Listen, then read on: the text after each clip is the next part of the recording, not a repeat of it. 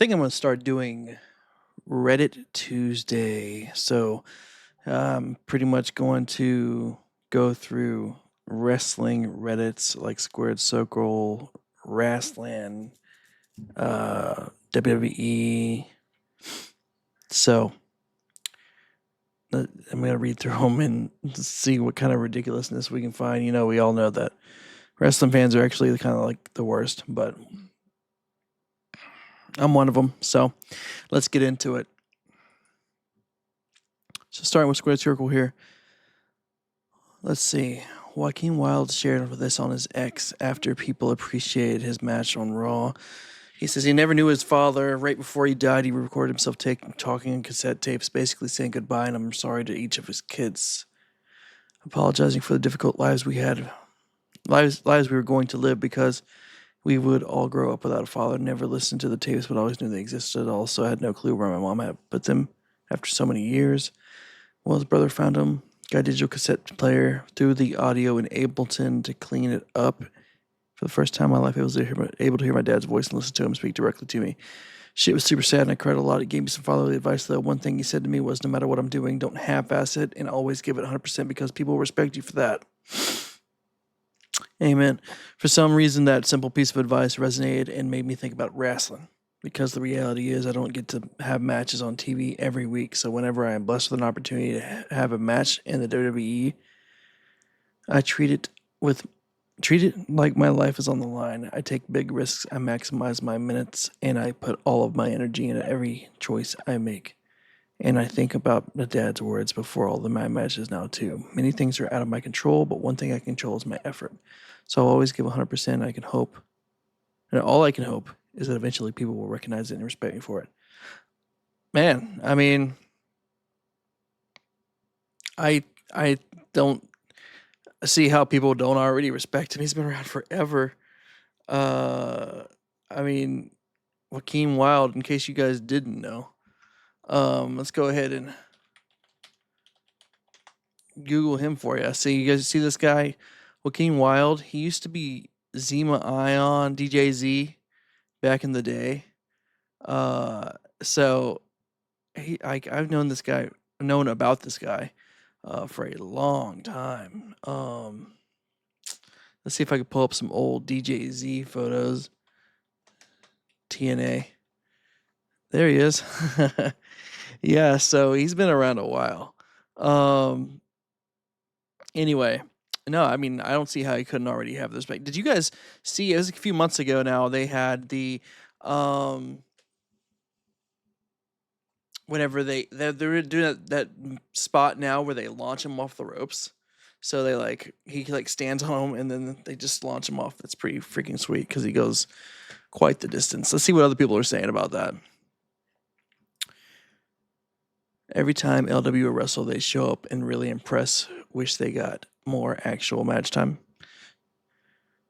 Wild and Cruz should be competed for the tag titles regularly. The use of them and the Creed brothers have been poor. Well, yes, for Wild and Cruz, I think that they should have more opportunity, but I'm just going to come out with it. I can't stand the Creed brothers, especially Brutus. It annoys the shit out of me. I freaking love the LWO, and I think Joaquin and Raul Mendoza are freaking electrifying. Their spots are so creative, and I hope they receive more spotlight. So everybody seems to be wanting more from LWO, and especially Joaquin. Dominic Mysterio explains why he hates CM Punk. He disappeared for 30 years and came back. He's now 60, and he's still wrestling. He tortured me when I was a kid. He's probably 45 at that time, maybe 50. He traumatized me as a kid. Who does that to a 12-year-old? What's wrong with him? Now, just for your own clarification, CM Punk's not 60, in case you didn't know that. Let's go ahead and how old is CM Punk? He's only 46 now, so he's saying that Dom's saying 20 years ago or so when he was a kid. That CM Punk was 45 then. Carlito on last night's Raw, he says, Thank you everyone for your thoughts and prayers. My funeral service is scheduled for this Friday. My family asked for your privacy during this painful time. Muchas gracias. Hashtag broken in half. Hashtag spear. Well, I don't know if you guys saw it. Let's see if somebody posted it here. Oh, here it is. Let's watch it real quick. Let's watch this front row view from last night from Braun Breaker spearing Carlito. Freaking, oh my gosh. Braun Breaker got vertical. Look at this. Kablooey! Let's go ahead and run that back. Kablooey! Oh my goodness. Kablooey! My brother actually sent me a video from the drone footage. So the drone's like back there on the entrance ramp somewhere. Shows him it like Braun just like let's look at this. He's up and down. He's vertical. Braun is a monster. That's actually crazy. And I'm not gonna play this audio because I'm not getting copyrighted, but this right a little bit every time they're like my best friend. It's kind of weird. I don't think they're actually. I personally don't feel like. Are they really best friends? Best friends. You know, my best friend let me live at his house for 5 months when I moved up to where I'm at now. So, yeah. Best friends. This kick from Mike Bailey to Ricochet on AEW Dynasty the other night. I saw this. Once again, not going to play the audio, but you'll see in just a second. Here it comes. Kablooey! Nice. Big E on Tony Hinchcliffe's controversial neck joke. Say what you want. He was given a mic. He was given an opportunity. People will feel how they want to. I wasn't aware of this. He did what he wanted to. People signed off on it. It has nothing to do with me. I forgot exactly what he said, but I will say that I actually, and I don't care, like I don't dislike Tony Hinchcliffe. I'll say that. Like I'm indifferent really. I don't really give a fuck. But I thought he was annoying last night on the commentary. I thought he kind of sucked. I mean, I understand he doesn't do this all the time. I'd probably suck too, to be honest. But I just thought he wasn't that good. His joke, the things he was saying didn't land. I mean, and that's saying something because he was sitting next to Michael Cole and Pat McAfee, who could have carried him through that. But I mean, I don't know. I just felt like he was awkward. You know, like, yeah, first comment says, by the end of that segment, Michael Cole seemed legit annoyed with Tony. And then, like, it seemed like it was weird at the end, too, because they were like, all right, good to see you, Tony. And, like, he was still there. Like, oh, my gosh. Get the fuck out of here. Who else? Let's go down to the next comment. They should just have given the roast of WrestleMania to our... They should just have given the roast of WrestleMania to R-Truth. This guy seems so unbearable. I don't understand how anyone could even find him funny. I mean, to each his own. Everybody has their own, taste of comedy. But they have so many legitimately funny people on the payroll already, yet they have this douche with the personality of a kumquat hosting. Hell, let Big E host it and let him wear a neck brace and bow tie with like Joel Gerder. I'll be honest. I don't know if it was the first time they announced it, but last night's the first I heard about the roast of the WWE roast of WrestleMania, which is kind of weird for WWE to do, but whatever. You think if anything they would use the One Dead Man show, but whatever. Moving on. Kevin Owens. Look at this, Kevin Owens announcement. Now, that's 2 videos in a row that somebody wrote Kevin Owen. Kevin Owens' announcement. He will get neck surgery and miss WrestleMania. Randy comes out and gives him respect. Randy then RKO's Nick Aldis after he tells him he doesn't have a match at Mania, which, by the way, he paid for in advance if he hadn't seen that. But I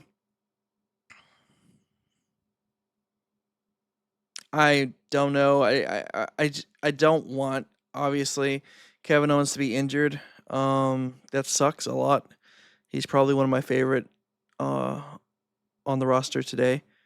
But on top of that, he was wearing a pink jacket, so I thought, like a lot of people thought, that he was swerving, like, a la Mark Henry in the pink jacket. But that's yet to come true. One more, then we'll switch. We'll switch to a different sub, Reddit. Now you owe me a favor. So I actually, oh man, I loved this segment so much. And I love that Seth Rollins just seems like a freaking villain when he's just creeping around Paul Heyman at the beginning of this segment. But then right here, he he has the chance to take out Paul Heyman, but he doesn't. And they tell the most normal Seth has looked in a long time. When talking about people I like on the current roster today, Seth Rollins is my favorite roster in the WWE right now, regardless of how he dresses. But I will say last night and here lately, actually, most of the UK tour, he looked fairly normal. Kelly signs WWE Legends deal for a long-term partnership. Who remembers back in the day, I think it was when ECW came back in 06. I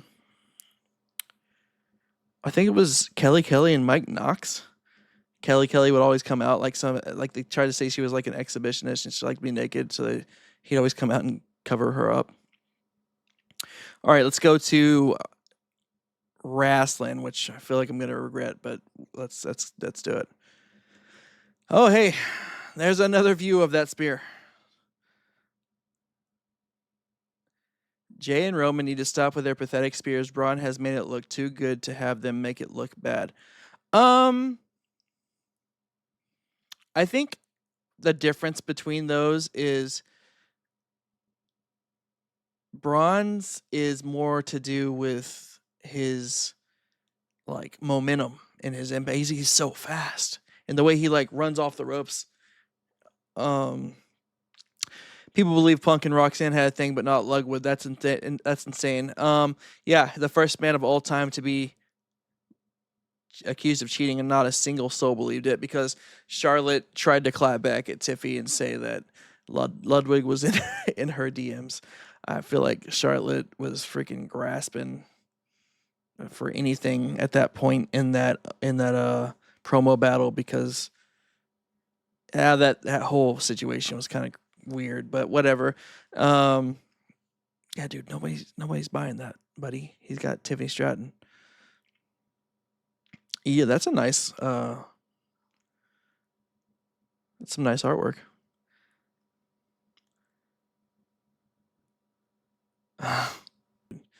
CM freaking Punk. Oh, so after I didn't see this. I guess after Raw went off the air, they attacked Seth Rollins and took his jacket. And why the fuck is Burt Kreischer in the ring?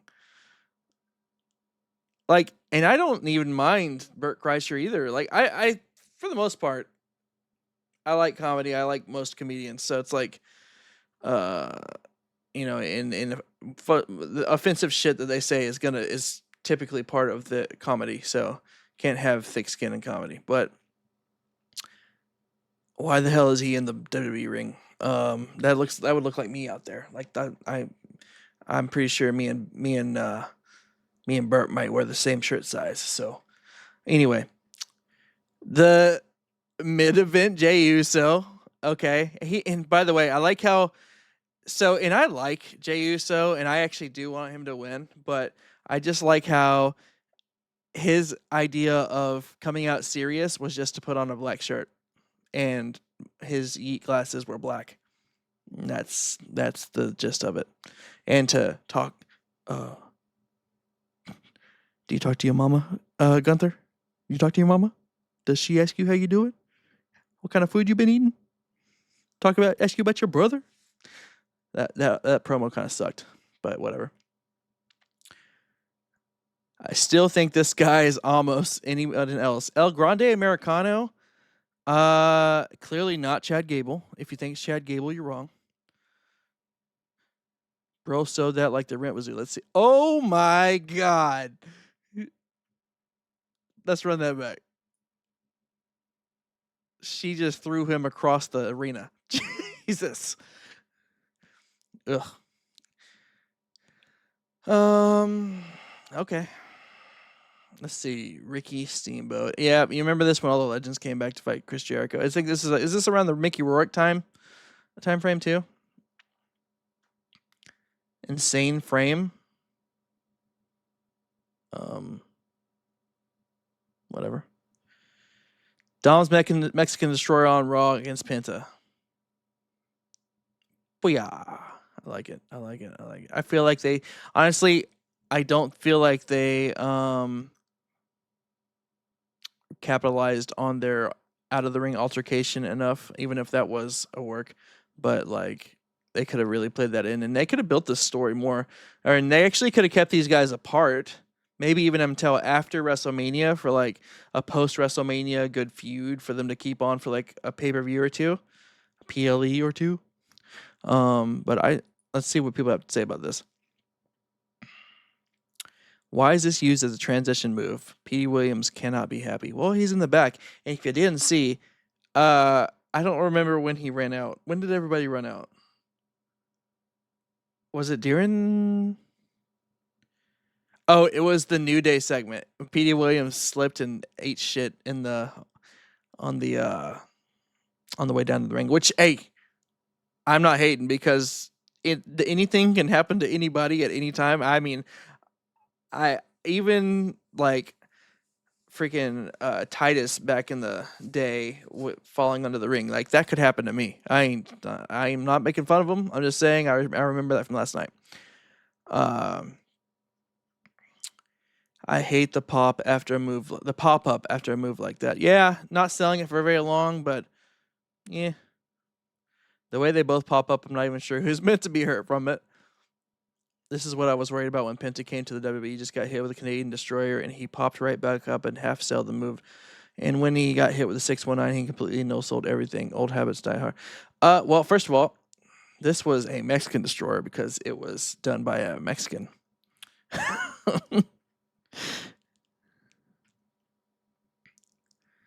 First, it was the DDT, followed by Super Kick, now Canadian Destroyer.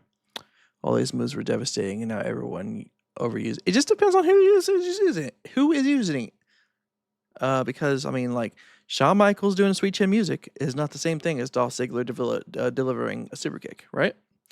And just suspend your disbelief, wrestling fans. Let's move on. For the last part of this, we're going to go to our subreddit WWE. I honestly feel real bad for Chad Gable. He will most likely be left out of WrestleMania again. Well, why won't they just put him up against El Grande Americano? Then he can once and for all prove it's not him. I bet somebody says that too. Let's see. He's doing damn fine work. Yeah, I feel bad for Chad. He'll be fine. He sells a lot of Hulk Hogan beer. It keeps him busy. WrestleMania 43, El Grande Americano versus Chad Gable. There you go. He has a doctor's note. El Grande will be there, though. Oh, that's Batista with that shirt. Congrats. Gotta be one of the worst aged photos from WWE of all time. What the fuck? Yeah. Was Rhea going for like a Marilyn Manson thing there? Kevin Owens appreciation post. I mean, I told you guys earlier, he's one of my favorite on the roster right now, so. And my brother used to look like him. Ready to see KO jump the barricade at Mania and make a scene. I don't know why, but that bit when he was walking up the ramp, stopped to confront a fan who was drawing at him, made me think there's still a sliver of chance this all will work. I mean, like I said, guys, he was wearing pink jacket, just like Mark Henry was. So that's why I still think it's a swerve. And also, I just really don't want him to actually be injured. I don't want anybody to be injured. So, speaking of injured, when's Bronson Reed coming back? But anyway, that's all for today. Thanks for hanging out. That was, I guess, Reddit Tuesday. So we'll see you next Tuesday with more of this ridiculous Reddit nonsense. Peace. Nah, that sucked. See you later.